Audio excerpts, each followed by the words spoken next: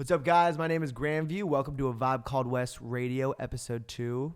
Next to me, I have someone that I actually met while we were both opening up for Chiddy Bang and has really turned into one of my really good friends that I have in this LA music scene. I want everyone to give it up for Sareem. Yo, what it do? Man, yo, thank you so much for coming on. Thanks for having me, homie. Yeah, and I want to give Sareem some ups, man. The progress and just the growth that I've seen. We've actually opened now for 2 different shows, and just you seem even more natural, even more confident on stage. Is there anything that you kind of did differently? Not that you were like anything before, but I'm seeing this amazing progression. Like, what is that? Where's that stemming from, would you say? Just going through life, like Yeah. kind of just like every show, I kind of like pick things out that like if I have habits on stage, like I'll try to just correct them and like kind of push through them. And it's just like the more I perform, like the more confident I get. Yeah, and you're then killing just, it. Like try to get fluid. I stretch a little too. So I love that, man. You got to keep loose. I remember you told me that. You told me you actually have. Here's a really unique story of how you actually got on the ticket of Venice West. Can you kind of tell everyone? I think it's a great hustling story, you know? yeah. So I moved up here like back in February of 2022, and I've like performed at the Novo before, so it's like I kind of like know just like to like kind of go to shows and like hit up promoters. Where's the Novo? Downtown LA. Perfect. Okay. Good. So it's like right like across the street from Crypto Yeah. in LA Live. But yeah, so like I met that promoter. They were like doing shows in Orange County. And from when I moved up to LA, like basically my MO was like, I gotta email these people, like I gotta let them know like I'm here, and it's like if you need an opener, like let me know. And I found Venice West just through like I think LA hip hop events, and like GATA was opening up from Lil Dicky show. Yeah. So I hit them up. The promoter told me, or Zach, shout out Zach. Yeah, shout out Zach. But he told me that they weren't gonna have anybody like open up for him. It was gonna be like a little bit more of a low key show. But like I gave him my pitch, and he's just like, "Let's run it." Like like let's give this kid a chance. Yeah. And in his words, he thought I did good enough.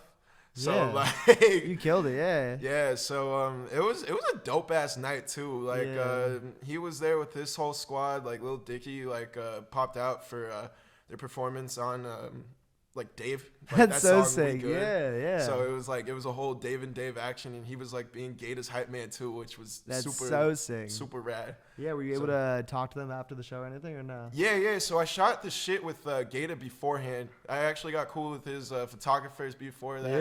Yeah. Shout out Sebastian and Kyle.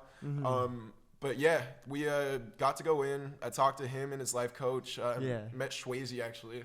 Hell yeah! Shout out Swayze. Yeah. So so after that, I was like, I technically have the pass. Yeah. Lil Dicky's gonna come through that door. Like, let's try this. And like my this girl that I was like talking to at the time, she was like, you should go take a picture with them and like look on my Instagram. Yeah, shout out the girl. I love that, man. Yeah. Lil Dicky, pull up to the pod. We'd love to have you.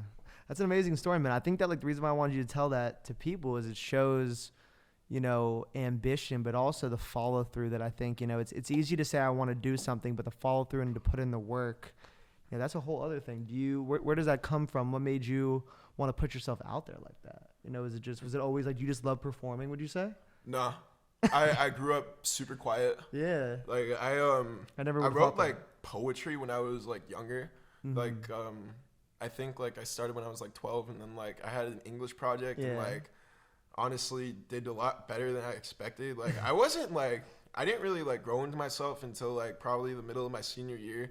I was like very you mean physically or like just like emotionally? Physically and mentally too. Like I had puberty. Sareem's like tall as fuck, by the way. So that's why I'm like grew into yourself. That's but yeah. But no, I didn't really like grow into myself, and like I started rapping like probably like around that same time. Like I was done with football and like I was just like bored. Like I quit my spring sports, so like I was just like, okay, like I'm not doing shit. Like I might as well like start rapping or whatever. Yeah. And, like I didn't even have a mic. I was just rapping into my laptop. And then my good homie Mikey, he has a home theater at his crib. So like during like one of his parties, he's like, yo, dude, you gotta go down there and rap for everybody.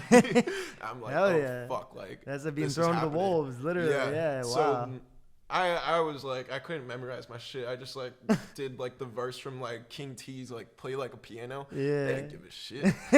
So that's performing though, man. That's, you know, getting in front of an audience. That takes a lot of balls. yeah, there's video footage of it out there. Like honestly, Yo, like, TMZ, hit us. hit us with the footage. yeah. love If that, Jake man. Keller starts working for TMZ, that's my boy. I got the plug with them. That's great. And then what position did you play in football? I played receiver. Yeah. I wasn't. Your little bro plays though, right? Yeah, he plays at Boulder. Yo, give him a shout out. Yeah, Christian, what's up? Yo, Christian, Little head ass. You're my favorite. You're my favorite player on Boulder. My girlfriend went to Boulder actually, so there's a little connection there. Let's go back to kind of you know, you're talking with the poetry. So when you were starting to rap, because I always love going into the origin story of it. Like, what was your training? Like, how did you get better? What did you want to, you know, improve upon when you were first writing? Like, where did it go? So like the lyricism's like always kind like I try to like kind of bring it out like through just shit I go through, and it's like I've been like writing since I was a kid, like just like kind of like creative writing. So it's just like like whatever I put down is like I have to learn like how to deliver it. Yeah. And one of my very first albums like I really like grew attached to was The Chronic. Like great album. Yeah, for real. It's a great one to get attached to. So like when I was like starting out, I would like literally just like copy like everything they did. Like I would like learn how to rap it like front to back, like all Snoop Dogg's verses, like Corrupt, even fucking Lady of Rage. Yeah, I love that. And it was just like eventually like it would be like all the rappers I listened to. Like I grew up on Schoolboy Q, like 50 Cent, Kendrick, of course. I love this. Some like, West Coast shit right now besides 50 Cent. This is like he's naming a bunch of West Coast artists. I love that. We're from LA, so yes, sir. Yeah, keep going, man. So that's it was just like a bunch of those rappers, and eventually like I would just like I got a lot of feedback from like my brother's homies who also rap. Yeah. And like they're like, okay, you can do better. Like you can do better with your song structure. Always can. And like at first I'm like, nah, fuck you. This is the best thing I ever wrote. But it's obviously wasn't. Yeah. Of course. Well, it could have been the best thing for you in the moment, but it's not the best. Yeah. I know exactly. Yeah. So that's why I was a little pissed. But at the same time, I kind of just like kept going for it. Like I would like my sophomore year of college was like when I really got into it. Like I kind of just like I went through like a little heartbreak with a girl like my freshman year, and it put me in a dark spot. I was smoking every day, and like my housing fell through. And so like after that, like I lived with like two randoms in like an old folks community. Yeah, that's not a joke, by the way. Trippy, yeah, for sure. So we were like 4 miles from the school, and like I was just like, fuck, like I'm not partying like I should be. Like I gotta do something with my time. And so like a lot of it just like I was writing the YouTube beats like every single day. Dude, it's the best. It's a gateway. No, really, 100%. It opens it. Also, really quick, where'd you go to college? I went to Cal Poly. Hell yeah, man! Shout out Cal Poly. Sorry, keep going. So I eventually like I needed to record it, copped like a mic, all that shit, and joined the music union. And one of the boys in there had a home studio, and he like recorded out of his garage. It was like this fucking cubicle, like 10 feet in the air, and I would just go there like every single day before class, and like I would just like I would be rapping and like trying to like make shit. And like I wanted to put out an album, but I didn't want to put anything out until I had at least like one song that like was like if I played it in a party, you wouldn't know it's me. Okay, dope. Yeah, it's a good mentality. Eventually, like that song became Kawhi Leonard. Like all our homies, we were watching like Game 7, Raptors, Sixers. I'm a Lakers fan, so fuck Kawhi. No, I'm joking.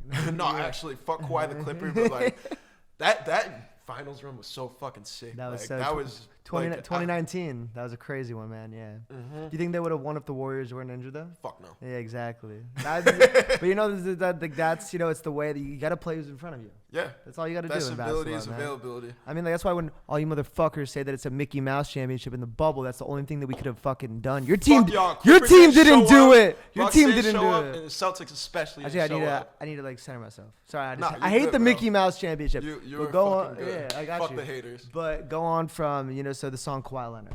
Yeah, so I wrote that probably like a couple days after, and it came from like a YouTube beat that I just discarded at first, and like eventually it just made sense. And like I recorded it and I brought it back to my homies with it. Like it wasn't even like a span of 24 hours. Like I played it in front of them in our garage. We're all smoking. They're like, dude, you need to get that mix and master. I love that. Yeah. So one thing led to another, and then like that was my first song like get over 1,000 plays. Hell yeah. I was just like, For okay, like I can do this. Yeah, definitely. Like as an artist, it's like a big milestone. Mm-hmm. It's amazing to hear that story. Do you want to kind of like, I don't know if you want to do that song, but I would love for you to kind of share with people like, you know, something that you have written or one of your favorite things that you've wrote. Yeah, for sure. This is a verse from Sareem. This is the most recent song I just put out. So Bars. hear me and then check it out. Yeah. Goes. San Diego's Mac Valley, 99 was born ready, running with 2 nines and neither one steady. Lost my mind at 9, now it's every but a problem, living with the minefield, danger zone, Kenny Loggins. But I'm alright, don't worry about me. I let my last girl, then I copped a new link. Said she had feels, I had a bob and weave. I'm sorry, baby girl, I gotta chase my dreams. Now watch Sareem fly, the limit is the sky. We reaching for the moon every time it rise. Had dreams of this shit since I made Kawhi. When I was cooking in garages doing overtime. I hustle like a crackhead, feeding for a hit. I used to be humble, I ain't taking no shit, god damn it, I'm mama, I'm a motherfucking jits, I ain't never finna stop till I'm topping y'all list. Yes, a remix in this bitch, ho, I been on 10. Best under 25, go and tell a friend. Yeah, I dropped the whole tape, might drop again, cause I'm a nigga with an attitude like MC Ren. And if I fall, make sure I'm high. No matter what happens, you know I'll fly. I'm my head in the clouds, see it from my eyes. I'll see y'all later, this ain't goodbye. Holy shit. So really quick, and that was fucking fire. But I'm pretty sure, is that the one from the Rolling in the Deep remix? It is. Yeah, it was a top. Yeah, that was, some of those bars were fucking fire, man. Also, like the energy that you brought there was so fucking sick. But, you know, like amazing job with that. I want everyone in the comments needs to dissect those bars. They're coming at me very fast, and I'm just happy I'm here for the moment. But so talk about this new project that you're doing, Ceremix. So it started like actually the very first when I was in the dorms. Yeah. Also another way I was like really getting into rapping is like I fucking love Wayne's Dedication series. Oh, the best. And yeah. just like the concept of like kind of jacking people's beats. Yeah, is, like, and very, just murdering them. Yeah. So I kind of did that over the span of like 2 studio sessions. Yeah. Like we kind of just like got in the stew. Like I would like pick songs like just based off of like what I felt and if I felt I could do better. Hell yeah. And so it ranges from like everything from like Orange Soda, Tyler Hero, like fucking WAP. Wait, Orange Soda by like Gucci, right? No, actually, I have a remix of Lemonade. Yeah, I remember. But, That's the one. Sorry, that's the Orange Juice is the Odd Future one, man. Yeah. It's my bad. So Earl wait, Wolf. Yeah, Earl Wolf, exactly. But actually like Orange Soda by Baby Keem. So oh hell yeah. Yeah, Love Keem. it's like those 4 like Control by Kendrick, like a ton of like I think it's like 13 songs total. Nice. And so once my buzz is a little bit bigger, I'm gonna drop it on Bandcamp, and it's for like the people that really fuck with me. 100%. Yeah. How are you? You know, I heard him do the Tyler Hero one, guys. Live. It was fucking sick. By the way, you murdered that shit. Because we opened up for Joey Purp together. Yes, sir. Yeah, that was fire. And then what was, I know I was like, I kind of want to know, like, what was your, like, you know, not your Spotify rap, your album music. Like, what were the top 5 artists you listened to last year, would you say? You're actually going to be really surprised when I say this. This is the point. I want these fucking real reactions, man. I want people to, like, you know, figure out who you really are and, like, what your influences are. Yeah, tell me. You know who I had 8,000 hours or minutes of? Sorry, not hours. I was like, who the that's hours? 8,000 minutes of Motley Crue.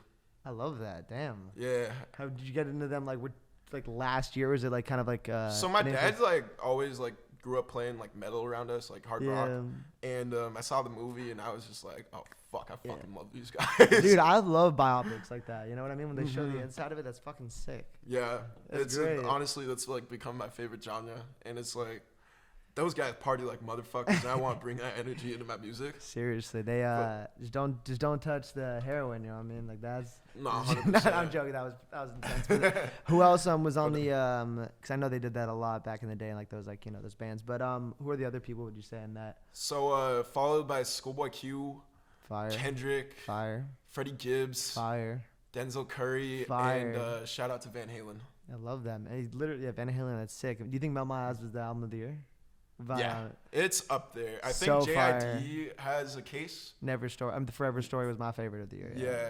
That was incredible. There was so much good shit that So dropped. much, man. Like 2000. even Ab sold like 2 weeks before the year ends. Like, so good. That's honestly kind of like ended up being one of my favorite albums. Yo, the production on that album, I remember I hit my boy Zach, shout out Zach. I was like, dude, the production on this album is incredible. Like, this is some shit that I would love to like hop on. It was like kind of experimental but still soulful. It was incredible. Shout out Joey Badass. 2000 was incredible. Yeah. Trying to think. Also Chris Patrick. Do you know Chris Patrick?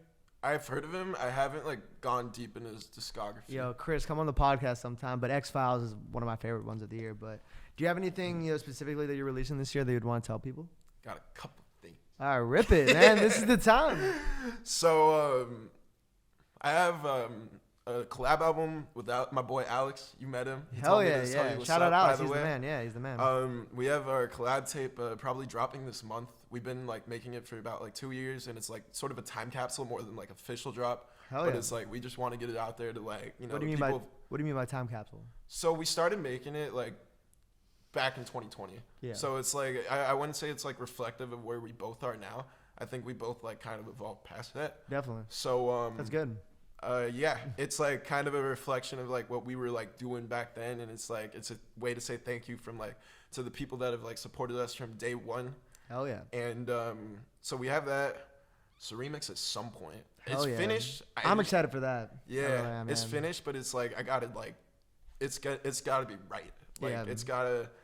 Like I'm cool with even dropping it from like a year from now. Mm-hmm. And then I have 2 projects in the chamber that I'm currently working on. Hell yeah. One of them, if I speak on it, I'm not gonna finish it, but it's like I'm let's very hold the breath. excited for it. Yeah, I want to hear it. The next album I'm dropping, my personal album, will be it'll be by the end of the year. I'm excited, man. The other project, just get familiar with all the English, baby. That's a sick way to end that, man. So I want to give a big shout out to Sareem. This was an incredible conversation. He's a super talented artist, someone that I, really enjoy listening to their music, and is also an incredible, friend that I got on this. So please give him a big shout out. He's going to be performing at the event that I'm throwing in Hermosa Beach. I'm definitely on the ticket. So I can't wait for that, man. Vibe Call West, episode 2. That's a wrap. Thank you guys. Out. What came before? You just gotta bend your knees, take a deep breath, and jump. And you might think, what if I fall? Well, what if you don't? What if you fly? I spit the shit that made Buddy Holly rock glasses. Dust the ashes from the blunt as I rap classics. They want designer jackets, I sit back and practice. The rich don't dress rich, bro, you ass backwards. Bitch, I smoke backwards, take it to the dawn. I smoke her out, then we cuddle when I bring her home. She wanna watch a movie, I'm trying to paint a picture. White paint on your canvas, now your mouth's a swisher. And my kids the winners, and my kids be swimmers. Where's my manners, baby girl, left them with the liquor. Whiskey in my system really make it hard to listen. Stress I push down, got a brother reminiscing about the simpler times. For I was working 9-5s, 4-5s, 5-9s, multiplied to a 4-5. Finish line close, I gotta see tomorrow first. I wrote this in my sleep and you never seen a harder verse. Rip. Shout out Young Swish.